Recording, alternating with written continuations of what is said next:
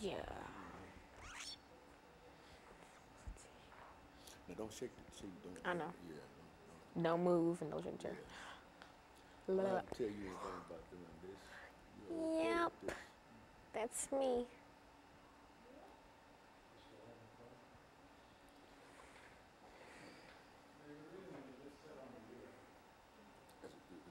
My tie on straight. Yeah.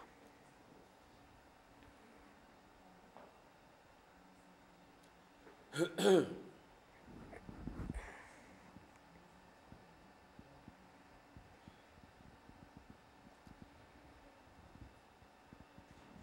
know, this is an appropriate topic today. Talk about the Russian Revolution because. Aren't we fighting with the Russians? Well, not fighting, but Donald Trump has a little bit of issues with the Yeah. Russians. Well, that's what I was saying. People would like to know more about What they dealing with. context. Yeah, the context in terms of what you're talking about. We finna be turning to the Soviet Union. There does seem to be But did you know that the Soviet Union was created, like the big professed idea was everybody gets equal rights and like everybody's just equal. Nobody's like different. Everybody has equal opportunities and equal rights and equal property and stuff. A lot like more like political figures than you'd actually think like really agree with that. And an autocracy is where just one person just rules everything. And a lot of people agree with that too. A lot of people try to instill that in their countries well, you or think whatever. Mr. Putin is that Putin or Putin. Trump? No, Mr. Putin, Putin is a Russian man. I mean, he probably is. Yeah, no, he is. You know, all Everything you said about the Russian Revolution, the autocracy and all of that, that applies directly to Mr. Putin. and Lenin. And yeah, of course.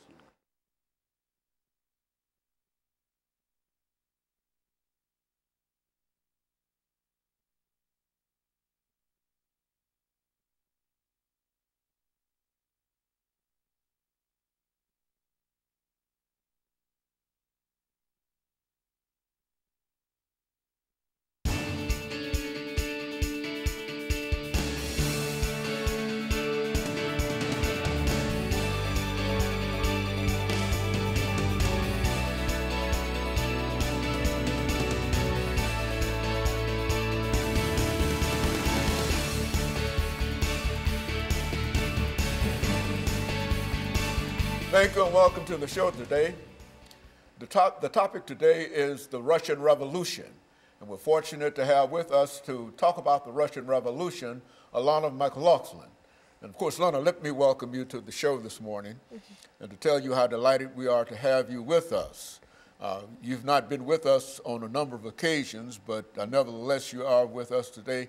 And you have selected a very, very unusual topic today, dealing with the Russian Revolution. Before we get started in the topic, Alana, let's see if we can have you to give us some information about your background, your education, and some of the things that were important in terms of bringing you to us this morning. And by that time, we should be out of this first 6-minute segment, and then we'll have an opportunity to dive directly into the Russian Revolution. Let's do it from that perspective.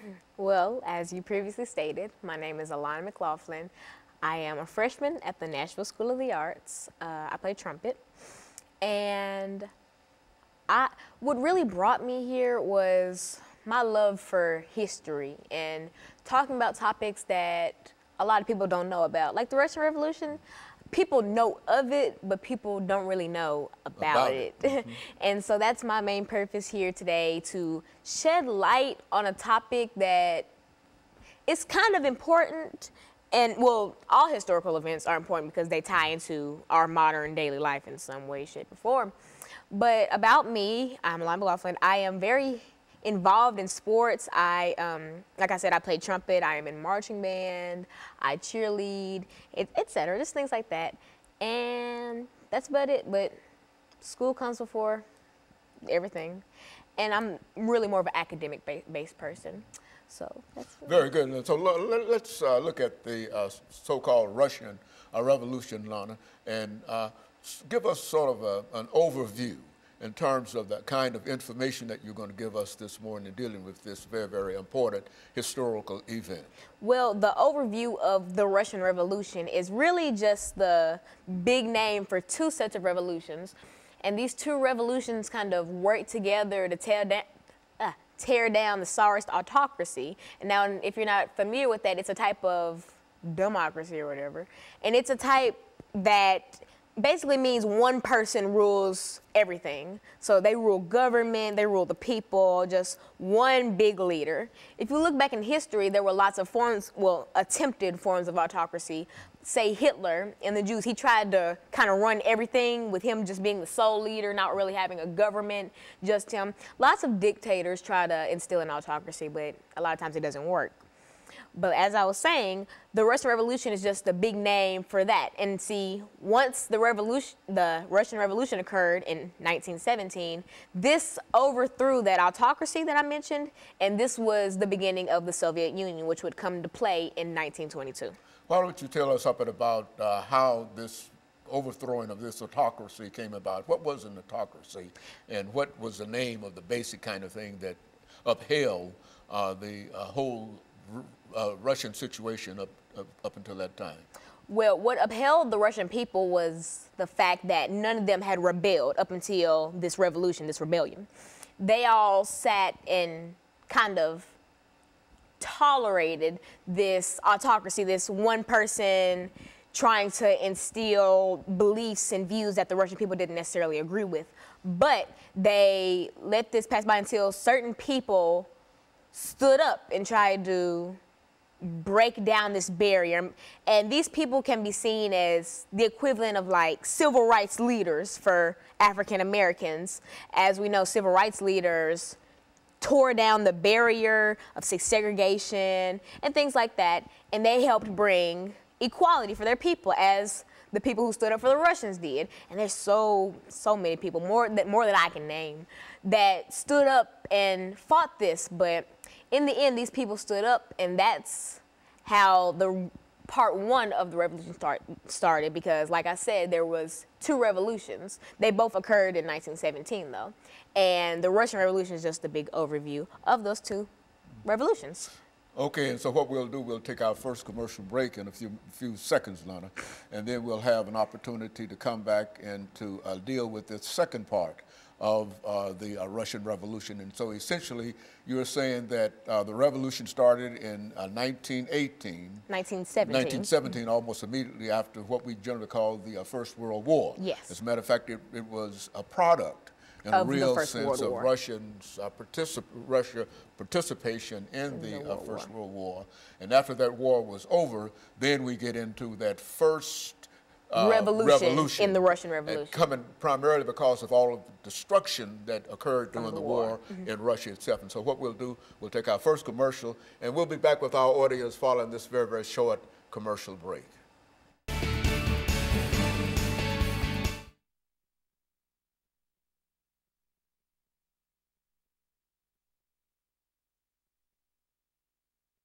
Why it would never survive somewhere like like America and stuff like that. And then after that, I'm just going to like comparing dictators and stuff. Okay, well, you let me know. You just going to start comparing. I'll just follow you. All right. Okay, well, I'm just trying to get a pace to it and get a voice level and a depth to it. Okay. You make it go that way, and because it bring you out in reference to it. Because and so when we come back, I'll announce what we're dealing with, and then you can start again where you please. And we've got 8 minutes, and you deal with this however you wish to. And if at some point you wish to bring in some information in reference to the animal farm, et cetera, anything that you want to deal with dealing with the Russian Revolution, because I think we've got a pretty good start dealing with that great historical event.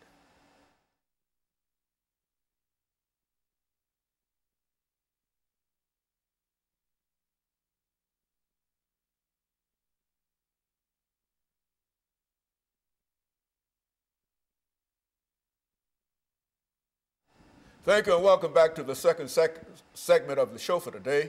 We're talking to Alana McLaughlin, and she's giving us some information in reference to the Russian Revolution, a revolution that occurred almost immediately after the First World War that started in 1914 and came to an end in 1917. And that would be the sort of historical beginning of what we're talking about now, the destruction of an entire Russian society, and now an attempt to what? Rebuild that society. Yeah, rebuild that society. Approach it from that perspective. Well, for our viewers just tuning in the first segment, we did go through my background in education, but more importantly, we kind of talked about what the revolution was. Now, the Russian Revolution is the big name for two sets of revolutions that occurred in 1917, right after the First World War. These revolutions kick-started the overthrowing of the Tsarist autocracy, and I talked about what an autocracy was, which is a one-person-led society. It's just one big leader that rules government, and et cetera, et cetera. And I talked about, you know, they overthrew this, and also the Russian Revolution was the kickstarter for the Soviet Union. Now, the Soviet Union is a party. It's a political party, just like, you know, Republican or Democrat. Coming out of the Communist Party. Coming from communists. Now, the Soviet Union's big idea was that all persons should have equal rights, equal property, just everybody should just be equal. There was no personal property, everything belonged to the state, really. But they tried to make all people equal. Now, you could see that it might sound, you know, fair and good in the end, but it doesn't really work. Now, something like this couldn't be instilled in America because we have different rankings of people. We have the higher class, we have the lower class, middle class, working class, all that.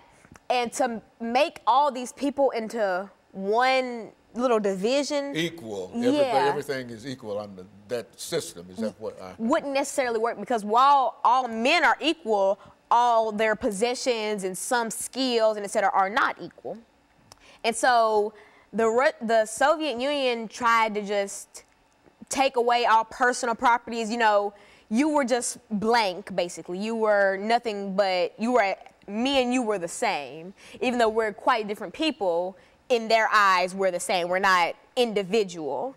And something like that isn't really a smart idea to do for a country, because people are individuals, and to try to classify them into one small division doesn't really make sense, because you cannot classify all people into one thing. Just like if I go into a building and I say everyone in here is middle class, that wouldn't be true, because everywhere you go you'll have lower class, higher class, middle class, things like that.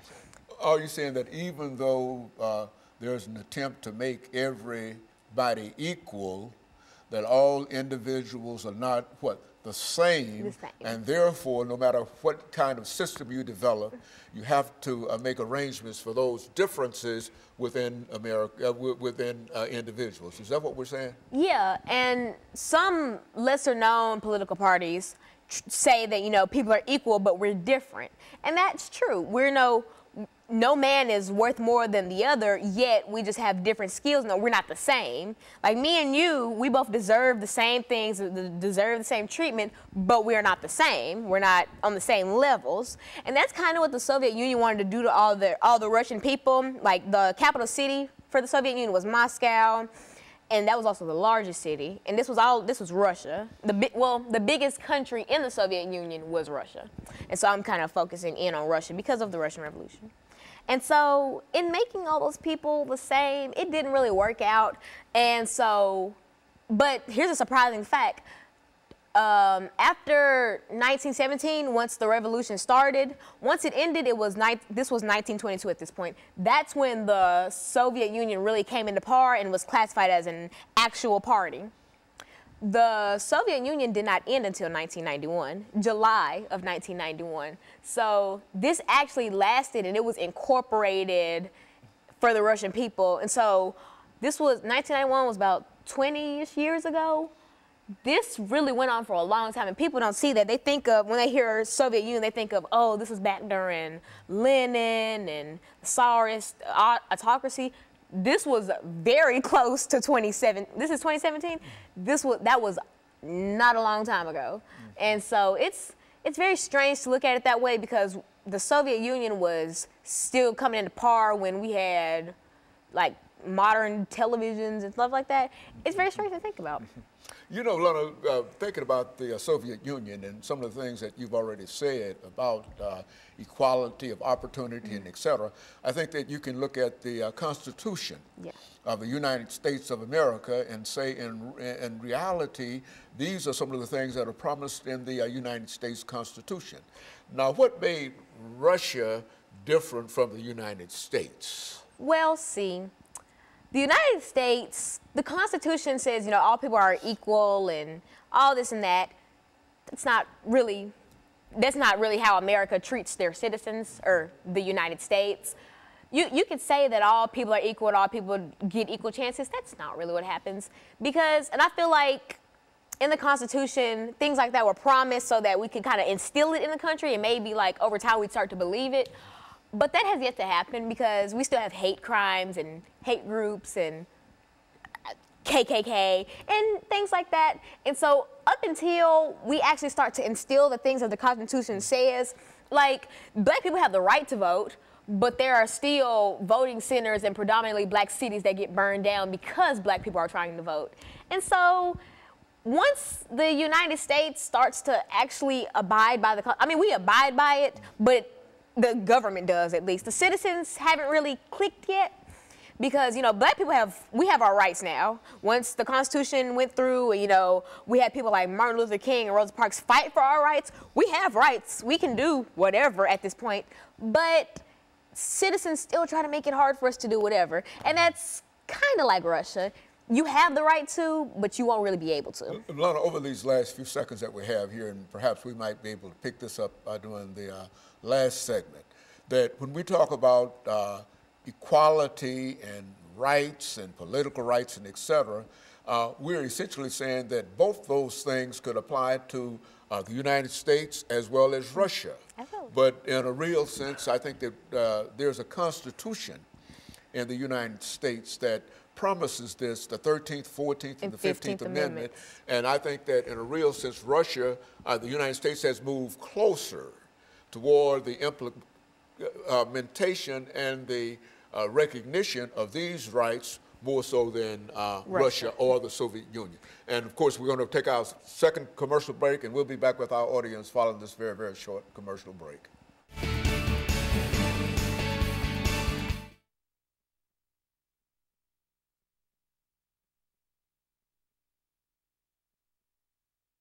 It's habit. It's like, okay, okay. No, because I get tongue tied. I like, yeah. Well, I'll be tie your tongue up and do like I do with these dentures. You talk about trying to talk with those things. Oh. That's really, okay, I get it. you know what I'm saying? Yeah. But you're doing excellent. You're doing really well. Now, what you want to talk about now? I'm gonna go back in on rights and stuff, and then compare, like, just comparisons and stuff. Okay, I'm gonna let you just go and start talking about what you think you know about. And you're doing well. This is some of the information. This is good information, and it gives us a. But I just wanted to make that comparison because we believe, all of us believe in equality of man. That's what, as a matter of fact, the Soviet Union is built upon communism, and communism essentially is the common. Everybody ought to share everything, property, and et cetera, and et cetera. And but we.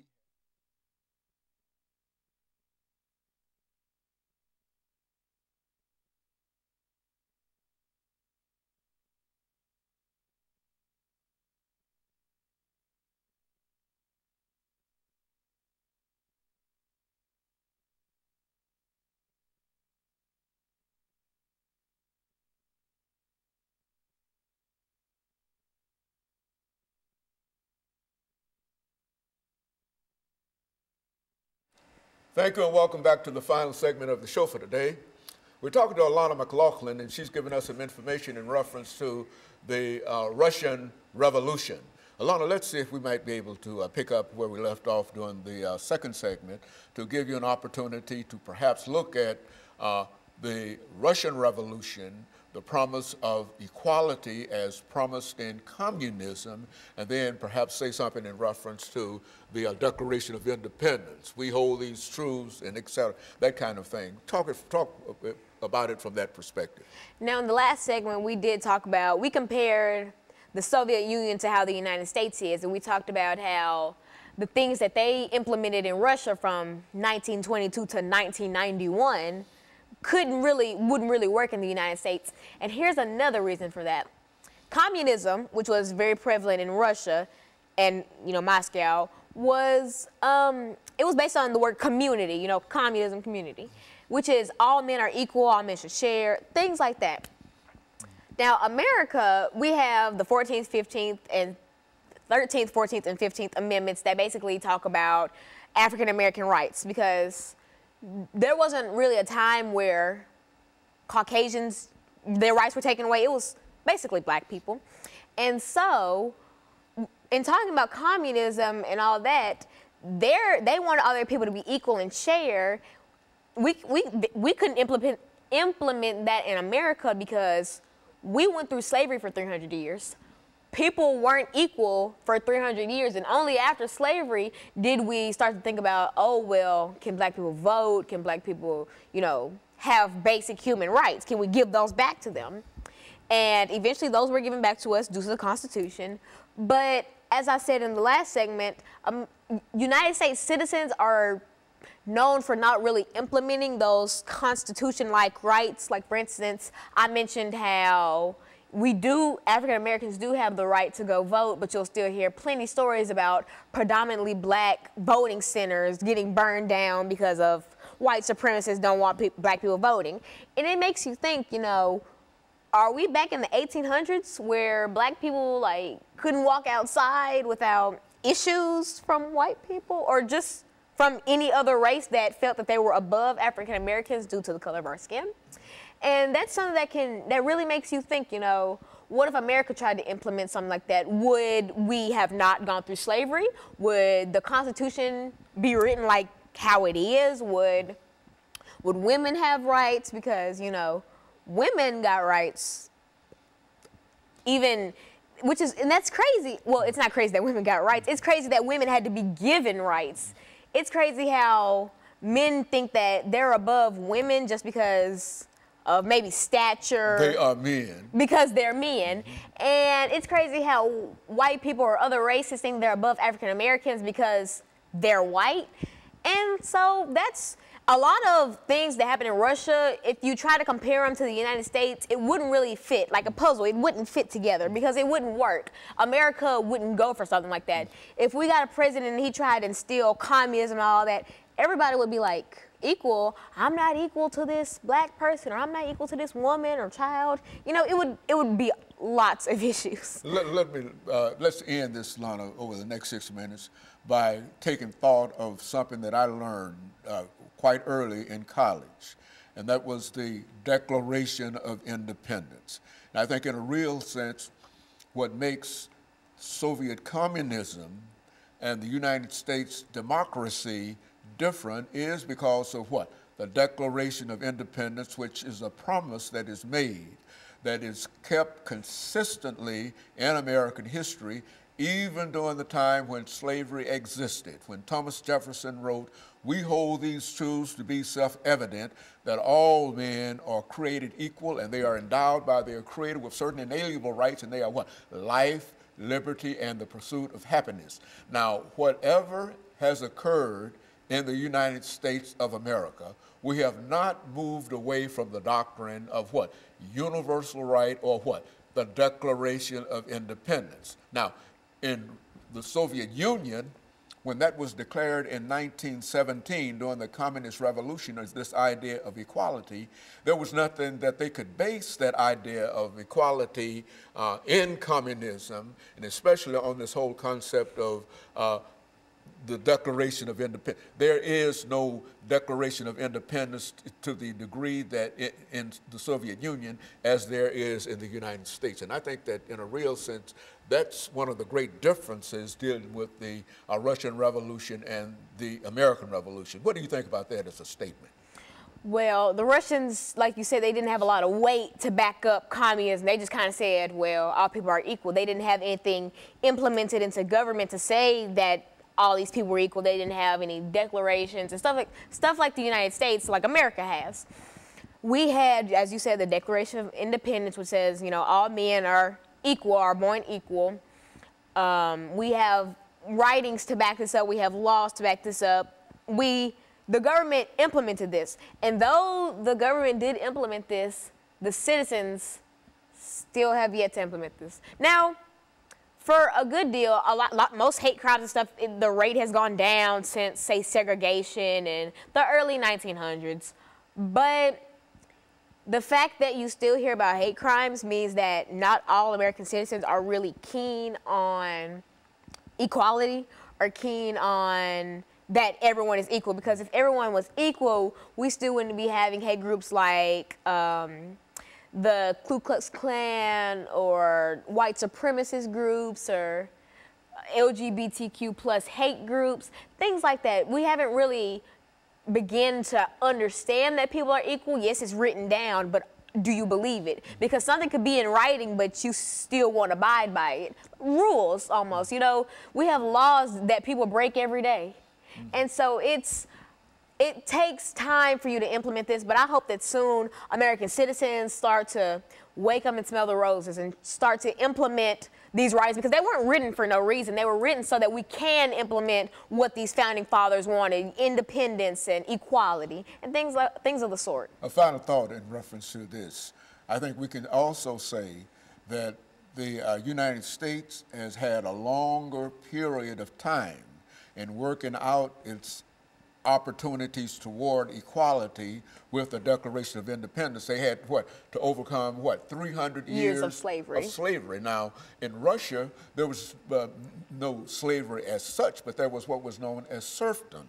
And so each nation has had to work the ideas of equality out, from serfdom through the Communist Revolution, through communism, from slavery to democracy to the Declaration of Independence, all of them coming together to indicate that while both of these two great countries talk about equality, the United States has a stronger hold on this idea of equality and equal rights than any other country in the world. Would you agree with that? I would agree with that, because that's why America has their name, you know, land of the free, because we do have lots of things implemented so that people can have their freedom, and so that if someone tries to take away that freedom, proper measures can be taken to punish that person.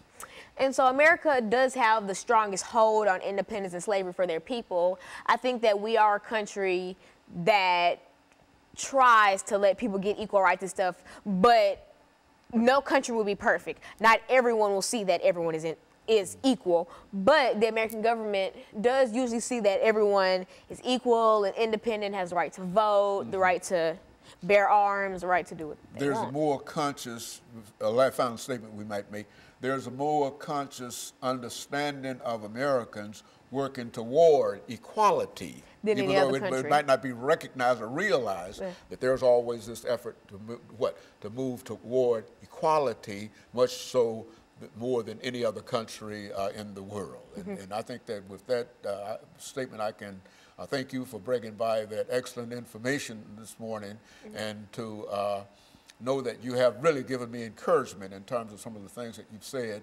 And we hope to be able to certainly talk about this again, but now we have to call this in for the day. And so let me encourage our audience to tune in again next week to another informative edition of Comments. Thank you and good morning.